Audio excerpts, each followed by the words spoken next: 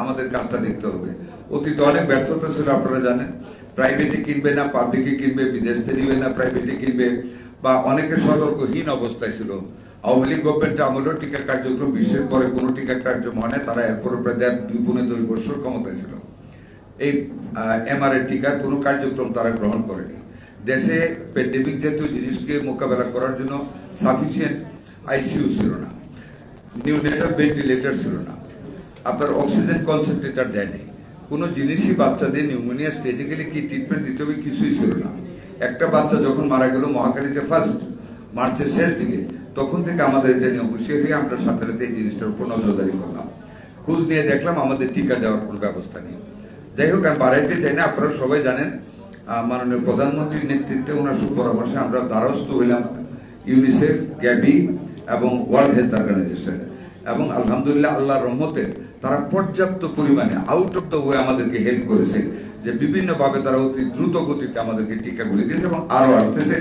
আমরা টিকা কার্যক্রম শেষ করে আমরা আমাদের কাছে এখনো পর্যাপ্ত পরিমাণ টিকা আমাদের কাছে রয়ে গেছে। আমরা এই টিকা কার্যক্রমে আজকে থেকে আবার নতুন করে আমরা চালু করেছি। এর মধ্যে আপনারা জানেন টিবির টিকা ছিল না, সেটা আমরা সহজে টিবির টিকা পাইলাম, আমার সিরিঞ্জ নাই। মানে যে রিপোর্ট আমাকে সিরিঞ্জের দিয়েছে ডাইরেক্টর, মানে ওনাকে আমি ট্রান্সফার করে ফেলেছি, ক্লোজ করেছি, সম্পূর্ণ ভুল একটা তথ্য দিয়েছে।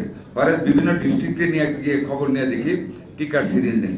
সাথে সাথে প্রডিউসারের সাথে যোগাযোগ করি, গতকাল থেকে টিকার সিরিঞ্জ আমরা 11 লক্ষ সিরিঞ্জ 0.05 আমরা কালেক্ট করেছি গতকাল, এবং কালকের মধ্যে আজকের মধ্যে ডিস্ট্রিবিউট হয়ে যাচ্ছে, যাতে করে ওই টিবি টিকাটাও যাতে চলে আর কি।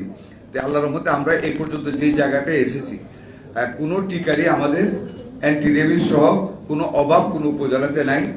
থাকার পরেও যারা মিথ্যা কথা বলে মানুষের কাছে টাকা নেয়, আমি গতকাল আপনারা জানেন খুলনা গিয়েছিলাম, ওখানে আমি ধরেছি, এবং I am going to close that superintendent that place 250 শয্যা বিশিষ্ট হাসপাতালে, ওখানে রোগীদের কাছে টাকা নেওয়া হয়েছে, আসতেছে এই কাজটা করেছে। আপনারা জানেন যে একটি ফেসিবাদের বেশ দূষণরা যে হারে বিগত দিনগুলিতে দুর্নীতি করেছে, টেন্ডারে যে দুর্নীতি করেছে, আউটসোর্সিং এ যে দুর্নীতি করেছে, এগুলিতে একটা বেস্টেড ইন্টারেস্টেড গ্রুপ সৃষ্টি হয়ে গিয়েছে। যেই কারণে আমাদের ডাক্তাররা, যেমন আপনার ধরেন আমাদের ক্যান্সার হসপিটালে আমাদের যে ডেপুটি ডাইরেক্টর, ওনাকে যে কোপানি হলো সম্পূর্ণ টেন্ডারের কারণে, আমাদের জাহিদ সাহেবকে হুমকি দিয়েছে টেন্ডারের কারণে, ক্লিনিক বন্ধ করার কারণে, আমাদের আরো কিছু কতিপয় ডাক্তার, এই যে ইয়াতে যে ঘটনাটা ঘটলো আমাদের শরীয়তপুর, এগুলির পিছনে একটা মানে স্বার্থান্বেষী মহল কাজ করতেছে, যারা আমাদের ডাক্তারদেরকে টার্গেট করেছে যে দেশকে তো ডাক্তাররাই কাজ করে, তাদের জন্য আমরা দুর্নীতি করতে পারিনি। ইনশাআল্লাহ আমি আপনাদের প্রতি কৃতজ্ঞ। আমি অনেক জায়গায় আলাপ করেছি, আমাদের কোনো ডাক্তাররা আল্লাহর রহমতে পিছপা হচ্ছে না, সব জায়গায় পূর্ণ উদ্যোগে কাজ করে যাচ্ছে। ডাক্তারদের নিরাপত্তার কথা চিন্তা করে আপনারা জানেন, জাহিদ ভাইয়ের সাথে আমি আলাপ করে আমার উপজেলা লেভেলের স্বাস্থ্য কমপ্লেক্সের ডাক্তারদের সাথে মাননীয় প্রধানমন্ত্রীর সংলাপ বা মত বিনিময় প্রথম বাংলাদেশে হয়েছে। এটা মাননীয় প্রধানমন্ত্রী জনাব তারেক রহমানের সরকারের আমলেই আমরা করেছি। উনি ইন্টারেস্টেড ছিলেন, কথা বলেছি।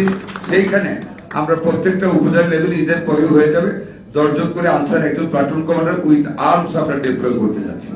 এবং আরো যেগুলি হাসপাতাল আছে জেলা লেভেলে, প্রত্যেকটা হাসপাতালে নিশ্চিত নিরাপত্তার ব্যবস্থা ঈদের পরে করা হবে, যাতে করে সম্মানিত ডাক্তাররা পূর্ণ নিরাপত্তার সাথে যেন প্রতিটা জায়গায় কাজ করতে পারে। আমরা নিরাপত্তার দিকে অত্যন্ত কঠিন ভাবে আমরা দৃষ্টি দিয়েছি, ইনশাআল্লাহ এটাও হয়ে যাবে।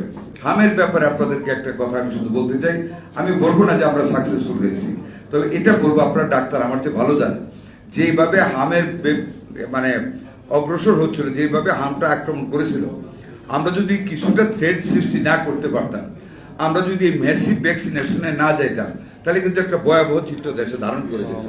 অন্তত আলহামদুলিল্লাহ আপনাদের সহযোগিতায়, আমার মাননীয় প্রধানমন্ত্রীর নেতৃত্বে আমরা শ্রম দিয়ে অন্তত হামটাকে একদিন আগে একদিন পিছিয়ে একদিন আগে এই জায়গাটায় রাখতে পেরেছি, এবং আশা করি অ্যান্টিবডি ক্রিয়েট হওয়ার পরে আগামী খুব স্বল্প সময়ের ভিতরে হামটা বেশ কমে আসবে, এটা আমার একটা দৃঢ় বিশ্বাস।